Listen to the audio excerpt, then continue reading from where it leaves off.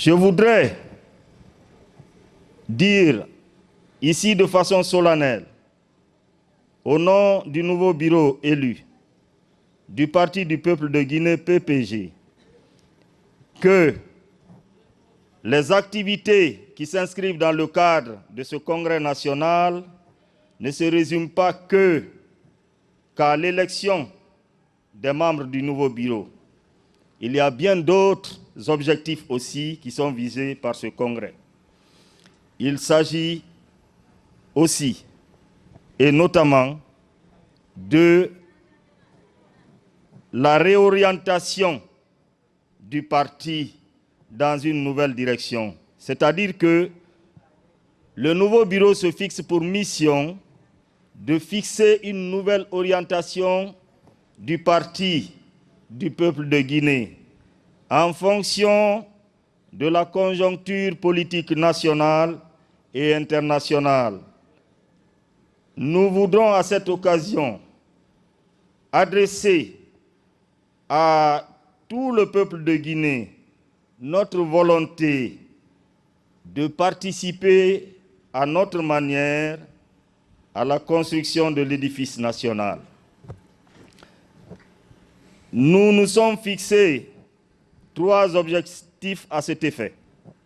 Premièrement, nous nous sommes engagés à revoir, sinon à réviser complètement les programmes et manifestes du parti. À partir déjà du mois prochain, nous allons pouvoir présenter à nos militants, à l'occasion de nos assemblées générales ordinaires et extraordinaires, les nouveaux documents qui consacrent la nouvelle vision du Parti du peuple de Guinée sur tous les plans, aussi bien sur le plan de l'éducation, de la culture, de l'économie, de la religion, de la santé, de l'industrie, de l'agriculture, du niveau de vie des populations. En somme, nous allons parcourir toutes les dimensions qui engagent la vie politique, sociale et économique des populations guinéennes. Je voudrais donc citer à la 2e place notre volonté de rajeunir systématiquement les structures du parti à tous les niveaux.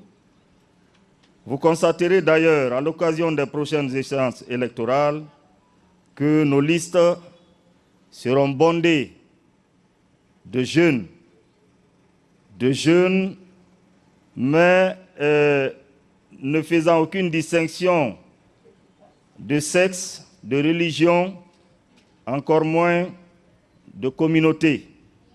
Donc, le 2e souci de ce nouveau bureau, c'est de rajeunir systématiquement ce parti.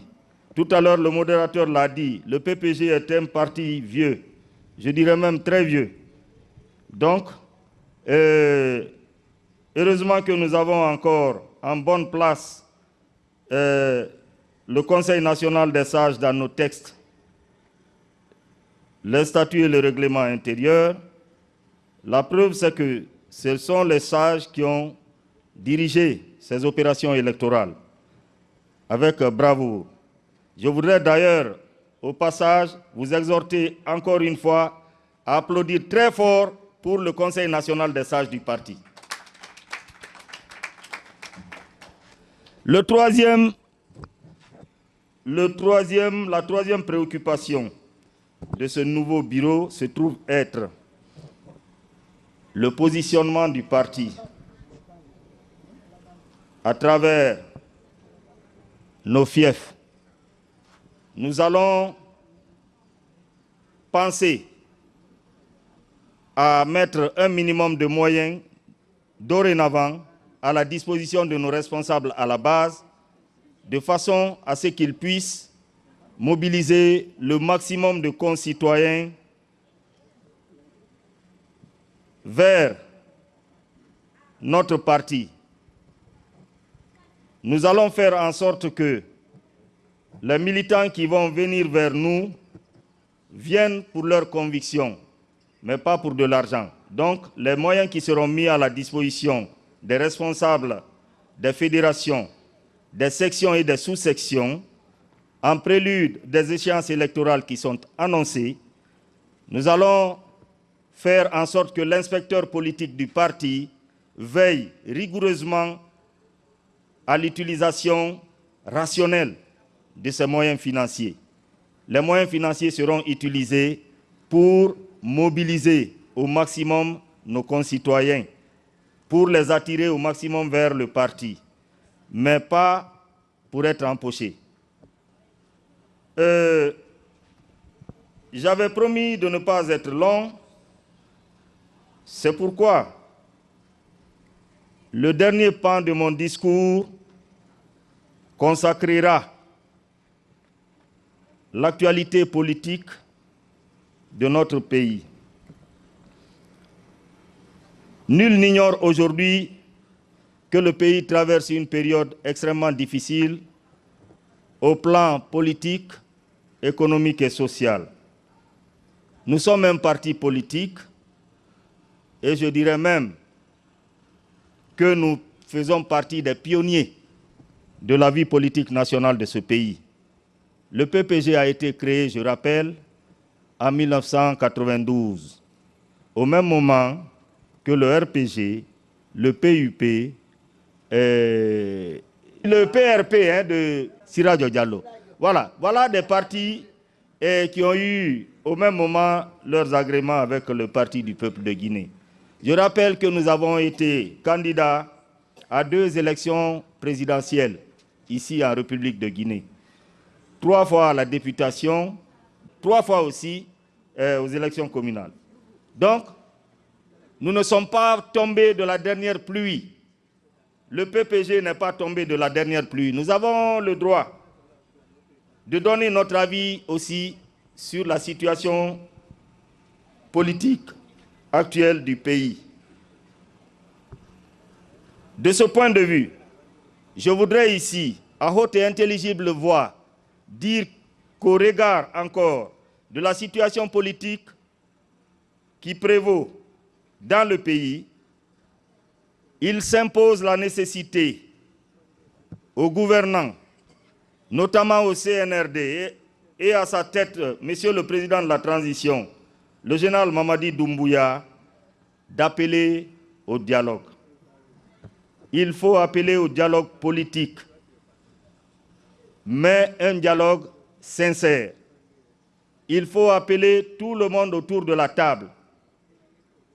À l'occasion de ce dialogue politique sincère et exclusif, nous pensons que s'il y a lieu de disqualifier quelques fils ou filles du pays des processus électoraux ou alors des échéances électorales, pour m'exprimer de façon plus logique, s'il faut exclure quelqu'un, c'est qu'il faudrait que le dialogue trouve que les conditions sont suffisamment réunies pour cela. Nous pensons qu'à cette occasion, il est temps de faire appel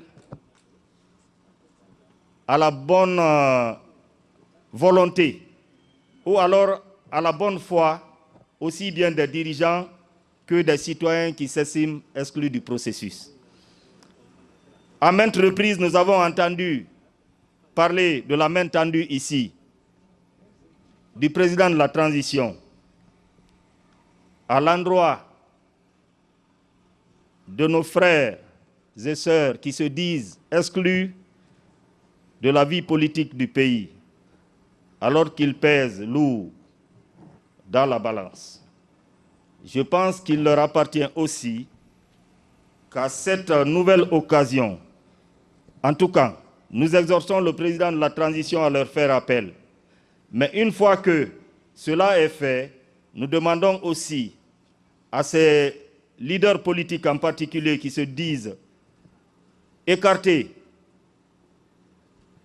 du paysage politique du pays en ce moment, de faire preuve de bonne foi. Il ne faut pas faire régulièrement et constamment recours à... Il ne faut pas continuer à faire un procès d'intention aux autorités. Quand on vous dit venez, venez sans arrière-pensée. Nous pensons au PPG que la moindre des choses que vous pouvez demander aux autorités actuelles, c'est de vous accorder un minimum de garantie de sécurité pour ne serait-ce que la période du dialogue politique national. En tout cas, pour notre part, nous demandons encore au président de la transition de faire l'effort de tendre la main à tous les fils du pays sans aucune distinction. Sinon, nous pensons que le pays court le risque du cycle infernal de la vengeance. Or, pour un pays qui se dit vouloir émerger en moins d'une décennie, nous pensons que ce pays n'a pas besoin de ce cycle infernal de la vengeance, d'un groupe sur un autre, constamment, permanemment. Et c'est l'impression que nous avons en ce moment. Si les autorités ne font pas le premier pas, ça veut dire qu'ils sont en train de créer toutes les conditions pour que la vengeance continue dans ce pays. La victoire, la justice avec en arrière-plan la justice des vainqueurs. Nous n'en avons plus besoin.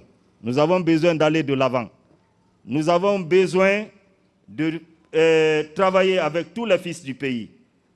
Nous avons besoin surtout qu'il soit mis fin à la promotion de personnes détentrices de faux diplômes, de faux CV dans nos administrations.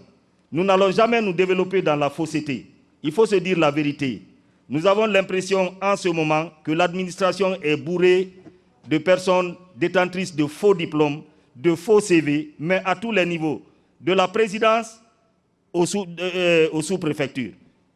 Tout le monde, tous les doctorats sont quasiment faux, les CV sont faux, archi faux, et nous, avec ça, nous pensons nous développer en moins d'une décennie.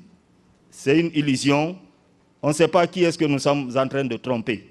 Nous sommes en train de nous tromper nous-mêmes. Donc, nous demandons humblement aux nouvelles autorités du pays, en l'occurrence au CNRD, de faire en sorte qu'après ces échéances électorales, ce sont les vrais cadres du pays qui soient promus dans nos administrations. Il faut mettre fin à la promotion des démagogues, à la promotion des médiocres et surtout à la promotion de personnes qui créent toutes les conditions pour que l'affrontement soit une valeur essentielle de notre vie politique. Nous n'en voulons plus. Donc, une fois encore, je voudrais, pour terminer, dire merci à tous ceux qui ont fait le déplacement. Messieurs, Madame les leaders de partis politiques, une fois encore, je vous adresse nos sincères remerciements. Nous vous souhaitons bon vent dans vos activités politiques et surtout, nous vous souhaitons bonne chance aussi. Et nous souhaitons que vous soyez en mesure de briguer la présidence de la République.